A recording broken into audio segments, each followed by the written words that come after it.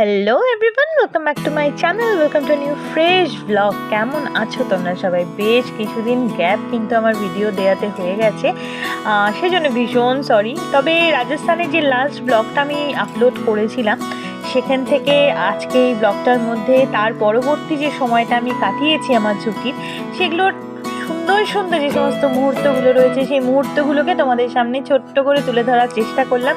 বাসে করে আমরা ভিওয়ারি থেকে দিল্লি ফিরছিলাম।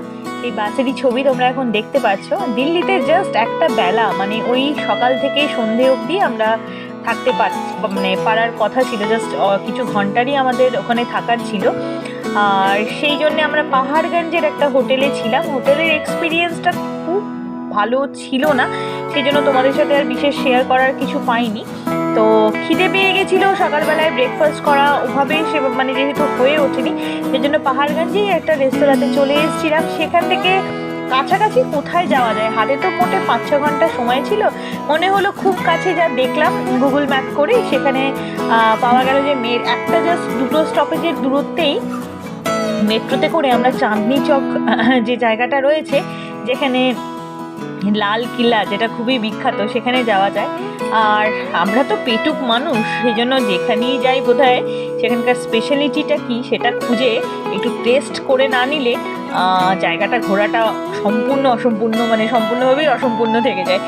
এখানে এই ভদ্রমহিলা অনেক স্পাইসেস, এই চাঁদনি চকেই কিন্তু ঘুরছিলাম, জানো তো, খুব মজার একটা মার্কেট। তোমরা হয়তো অনেকেই জানো, বা যারা জানো না, চাঁদনি চকে কিন্তু মুসলিম যেরকম জামা মসজিদ রয়েছে সেরকম গুরুদুয়ারা রয়েছে, প্লাস মন্দিরও রয়েছে।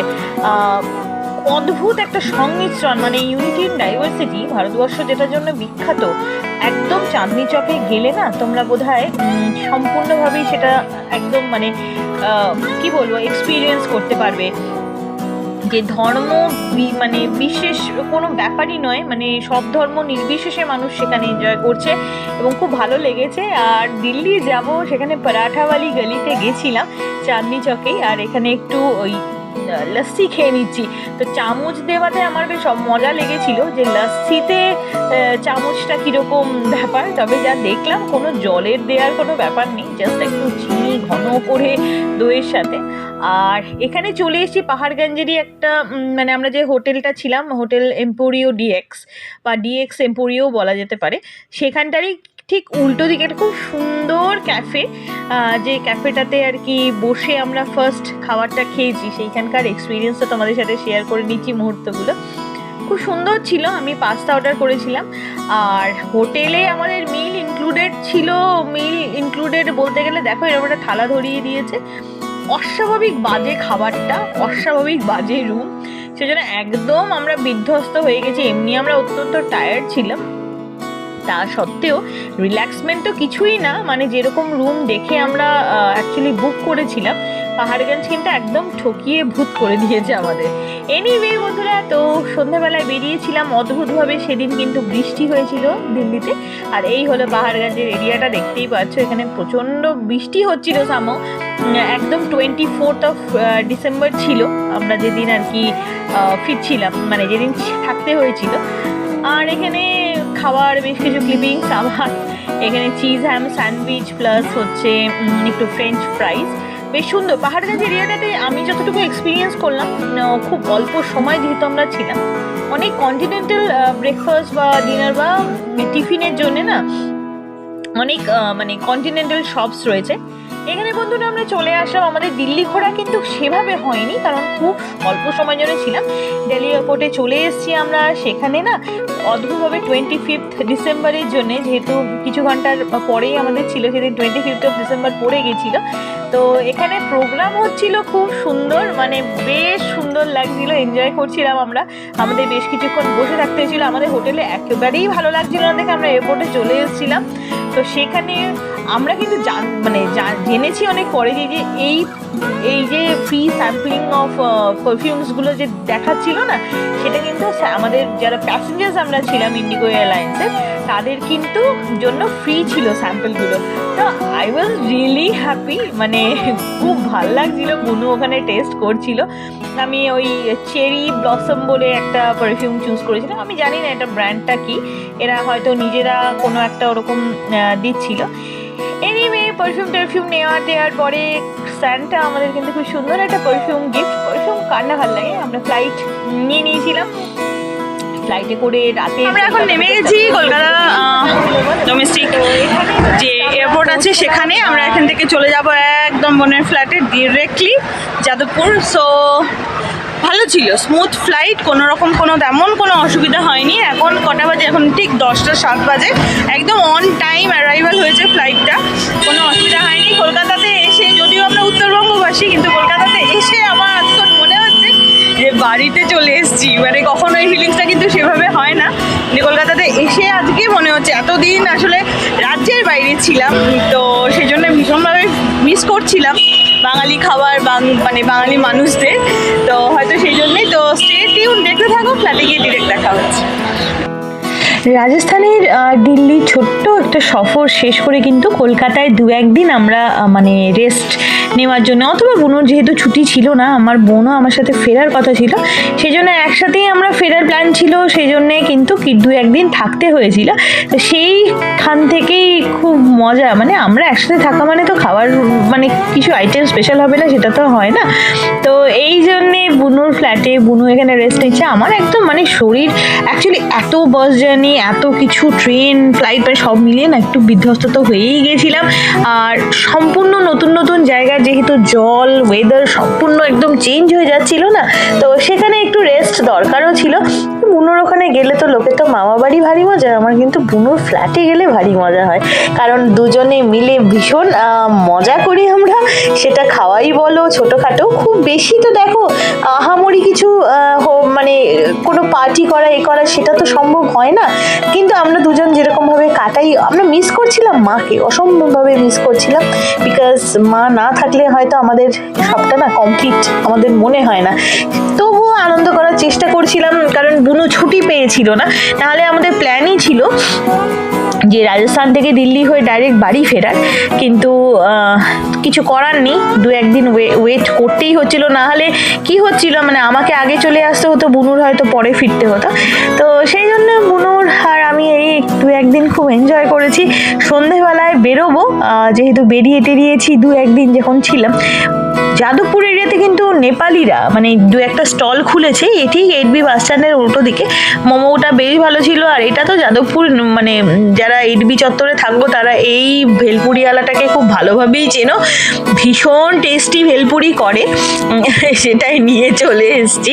মানে স্কিনের ওপরে বন্ধুরা এত এফেক্ট দেখা গেছে না, তোমরা দেখতে পাবে আমার পরবর্তী ভিডিওসগুলোতে।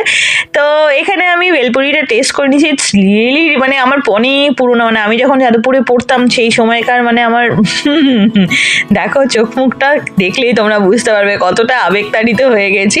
তবে বুনুর কাছে থাকলে স্পেশাল কোনো ডিশ খাবো না সেটা হয় না। সকাল সকাল বুনু কিন্তু মুখের সামনে একদম প্লেট নিয়ে চলে এসছে, যে মাশরুম আর বেবিকর্ন দিয়ে একটু পাস্তা, মানে ভীষণ টেস্টি। বুনু মায়ের সাথে ভিডিও কলে কথা বলছে, আর একদম মর্নিংয়ে উঠে যেতাম। আর যেহেতু ফিরে এসে আমি নিজেও যখন ভয়েস ওভারটা দিচ্ছি ভিডিওগুলোতে, আমার মনে হচ্ছে যেন আমি সময়গুলোই পার করছি, জানো তো, মানে খুব তাড়াতাড়ি করে না হঠাৎ করে কিন্তু পেরিয়ে গেল দিনগুলো। বেশ 14-15 দিনের আমি কিন্তু মানে ছুটি নিয়ে আমি বেরিয়েছিলাম, যে এতগুলো দিন, এইটুকু দিন লাগবেই। তো ওই জন্য সকালবেলায় বুনুর এই যে সম্পূর্ণ পূব দিক থেকে যেরকম রোদটা আসে না, খুব সুন্দর লাগে, খুব সুন্দর লাগে। এখন বলবে শীতকালে এরকম স্লিভলেস জামা পরে বসে আছি কেন? হ্যাঁ, মানে কি বলো তো, মানে যেহেতু আমরা উত্তরবঙ্গের মানে বর্ন ব্রট আপ, তো আমাদের কাছে না কলকাতার ঠান্ডাটা ওরকমভাবে ফিল হয় না। হয়তো যারা কলকাতায় থাকে তাদের কাছে হয়তো কি বলবো, মানে তাদের হয়তো ঠান্ডাটা অনেক বেশি লাগে, আমাদের হয়তো লাগে না। সো সেই জন্যই হাত কাটা পরে বসে আছি। এবার মুখের মধ্যে ব্রণ তো উঠবেই, কারণ যে হারে খাবার দাবার, অয়েলি খাবার, সে তৈলা মানে পরিষ্কার হয়নি ঠিক করে, ঘুম হয়নি প্রপারলি, তো সব কিছু মিলিয়ে তো একটু ঝঞ্ঝাট গেছেই। তো সেই জন্যই সেটা স্কিনে বা শরীরে তো সেটার প্রভাব পড়বেই বাবা। তো সকালবেলাটা ভীষণ প্রিয়, মুহূর্তগুলো না কেটে বেরিয়ে গেল, জানো তো, মানে কিভাবে যে পার করে দিলাম এতগুলো দিন, আমার খুব মন খারাপ হচ্ছে। মানে এখন যে মুহূর্তে বসে আমি ভয়েস ওভারটা দিচ্ছি, যেহেতু মাঝখানে বেশ কিছু দিন আমি ভিডিও করতে পারিনি, আমি খুবই টায়ার্ড ছিলাম, এবং মানে আরও প্রোগ্রাম ছিল দেখে ব্যস্ত হয়ে গেছিলাম। তো সো রিয়েলি সরি। তো তো এখন মন খারাপ করছে, কারণ এখন বর্তমানে বুনু নেই, আমি আর মাই আছি, আমার কোয়ার্টারে যেখানে থাকি সেখানে আছি। বুনু বেশ কিছু দিন আমার সাথে ছিল, খুব আনন্দ হয়েছে জানো তো, খুব আনন্দ হয়েছে। বুনু ফিরেছে, সেই সমস্ত ব্লগ তোমাদের সাথে সব শেয়ার করব কিন্তু। সো চ্যানেলে কিন্তু একদম স্টে টিউনড থাকতে হবে, কারণ না থাকলে কিন্তু অনেক ইন্টারেস্টিং খুব সুন্দর সুন্দর ব্লগ তোমরা মিস করে যাবে। এনিওয়ে, অনেক বকর বকর করছি, মানে আমি রিয়েলি মানে আমার খুব ভেতর থেকে একটু ভালো লাগা যেহেতু ফিল হয় না, তো তখন মনে হয় যে তোমাদের সাথে গল্পটা মনে হয় লিমিট থাকে না, তখন মানে অনেকগুলো করে জিনিস, অনেকগুলো করে ফিলিংস তোমাদের সাথে শেয়ার করি, ওগুলোই হয়তো বলছিলাম। সো এই তো বেশ কিছু দিন পার করে ফেলার পরে কলকাতার ওয়েদারের সাথে একটু মানিয়ে গুছিয়ে নিয়ে, আর প্রতিদিন সকালবেলা করে যখন বুনোর ওখানে উঠতাম, এই যে রোদের যে ফার্স্ট যে রেটা, এই রেটা যে নিজের গায়ে নেওয়া, এত সুন্দর ফিলিংস, মানে আমি এটাই মিস করি জানো তো, এটাই খুব মিস করি, কারণ আমার কোয়ার্টারেও খুব সুন্দর রোদ আসে, তোমরা দেখো রোদ ঝলমলে দিন, ছুটি যদি থাকে কতটা, তা আমি তো নিজেকে ব্লেসড মনে করি যে এইটুকু মুহূর্তগুলো আমরা পাই পরিবারের সাথে বলো, নিজেদের কাছের মানুষদের সাথে কাটানোর জন্যে। তো এইভাবেই কেটে গেছে বন্ধুরা। কলকাতায় সুন্দর ওয়েদার পেয়েছি, কোনো রকম কোনো অসুবিধে হয়নি, খুব সুন্দর। আর ডিসেম্বর মাস কিন্তু কলকাতা ঘোরার জন্য বেশ, আর কলকাতায় ফিরে এসেও কিন্তু দিল্লি বলো, রাজস্থান বলো, সে সমস্ত স্মৃতিগুলো ভীষণ মানে মনের মধ্যে করে নিয়ে এসছিলাম। আজও যখন নিজের ব্লগ নিজে দেখি, ছবিগুলো দেখি, আর সে সমস্তগুলো তো ভালো লাগে। তবে কলকাতায় থাকবো ক্রিসমাসের মরশুমে, আর পার্ক স্ট্রিট যাবো না সেটা কি হয়? একদম বন্ধুরা ঠিক দেখতে পেয়েছো, একদম পার্ক হোটেলের সামনে খুব সুন্দর এগুলো একটা ক্রিসমাস ট্রি, একটা ছোট মানে খুব সুন্দর একটা মানে স্ট্রাকচার করেছিল, আলোয় আলো। আমরা 30 ডিসেম্বর আমরা গেছিলাম, যেহেতু 31 বাদে 1 জানুয়ারি আমাদের ফেরার ট্রেন ছিল, আলোয় আলো বন্ধুরা, সত্যি মনটা ভরে গেছিল জানো তো। সাইড দিয়ে এখানে ওয়াক পাথ করা হয়েছিল ট্রাভেলার্সদের জন্য, মানে আমি আর বুনু যে কি এক্সাইটেড ছিলাম, মানে এমনি কিন্তু প্রচণ্ড টায়ার্ড ছিলাম তাই না বলো, কিন্তু তবুও কলকাতাতে যাবো একটু পার্ক স্ট্রিট একটু ভিজিট করবো না সেটা কি হয়, দুর্দান্ত লেগেছে। আর তো আমি এখানে একটা ব্লু কালারের কুর্তি পরে নিয়েছি, খুব মিনিমাল মেকআপ, আর ভিড়ে তো ভিড়, তবুও বুনু বললো যে অনেকটা মানে হালকা। আর ওখানে একটা ছোট দোকান, মানে যে দোকানটাতে রোল খেতে চেয়েছিলাম সে দোকানটাতে মানে কোনো সিনই নেই, একদম পার্কস্ট্রিটে এশিয়াটিক সোসাইটির যে ওখানটাতে রোলের দোকানটা আছে, কি হটকাঠি রোল বলে সম্ভবত, ওখানে কোনো নেই। আর এই টিয়ারাটা আর বুনুকে একটা গোলাপ কিনে দিয়েছি 25 ডিসেম্বরে, ওখানে গোলাপ বিক্রি করছিল একটা বাচ্চা ছেলে, তো অনেক আনন্দ বুকে নিয়ে এইবার হলো আসল আনন্দ। তিস্তা তোস্তা এক্সপ্রেসে করে আমরা কিন্তু ব্যাক টু হোম। নিউ ইয়ার্সের সকাল সকাল একদম ঝটপট করে রেডি হয়ে গেছি। মাঝখানে একদিন আমার বেশ খারাপ হয়ে গেছিল শরীরটা, মানে পেটের প্রবলেম হয়ে গেছিল। এনিওয়ে ডোন্ট মাই, বুনুও টায়ার্ড, দেখলেই বুঝতে পারছো, পিঠে বেচারি জোর করেই ব্যাগটা নিয়েছে, দিদি তোকে বইতে হবে না। যতই বাইরে যাই বন্ধুরা, যত বড় জায়গাতেই যাই না কেন, যত ঘুরি না কেন, নিজের বাড়ি, সেটা নিজের বাড়ি হোক, নিজের যেখানে নিজের মানুষগুলো থাকে সেটাই তো নিজের জায়গা, নিজের বাড়ি। আমি বাড়ি বলে মনে করি যে কংক্রিটের একটা দেয়ালের, চার দেয়ালের মধ্যিখানে একটা ছাদ আর একটা ঘর নয়। বাড়ি মানে আমার কাছে হলো যেখানে আমার কাছের মানুষগুলো থাকবে, সেটা যদি একটা কুঁড়ে ঘরও হয় সেটাই আমার বাড়ি। আমার নিজের বাড়ি এখনও নেই, আমাদের নেই, তবে যে কোয়ার্টারটাই, যেখানে আমার মা থাকে, আমার বোন থাকে, আমার কাছের মানুষগুলো থাকে, সেটাই আমার কাছে বাড়ি। দেখতেই পাচ্ছ ভীষণ হ্যাপি আমি। ট্রেনে জার্নি করছে, সাইড লোয়ারের সিট পেয়েছি। ইয়েস বন্ধুরা, দিল্লি যাওয়ার সময় কিন্তু এই সিটটা ভীষণ মিস করেছিলাম, আর ফেরার সময় কিন্তু ভগবান বুঝি ভরিয়ে দিল। যতক্ষণ ইচ্ছে হয়েছে, আমার কিন্তু খুব শরীর অসুস্থ হয়ে গেছিলো মাঝখানে 2 দিন কলকাতাতে থাকতে, পেটের ট্রাবল আমি প্রচণ্ড ভুগছিলাম আর কি, কিন্তু দেখো চোখে মুখে কিন্তু আমার মনে হয় না, মানে আমার কিন্তু সেদিন ফেরার দিন সব ক্লান্তি যেন দূর হয়ে গেছিলো। তবে বোনের সাথে এই ঘোরাটা আজীবন মনে থাকবে, খুব ভালো একটা স্মৃতি সব সময় নিয়ে ফিরলাম।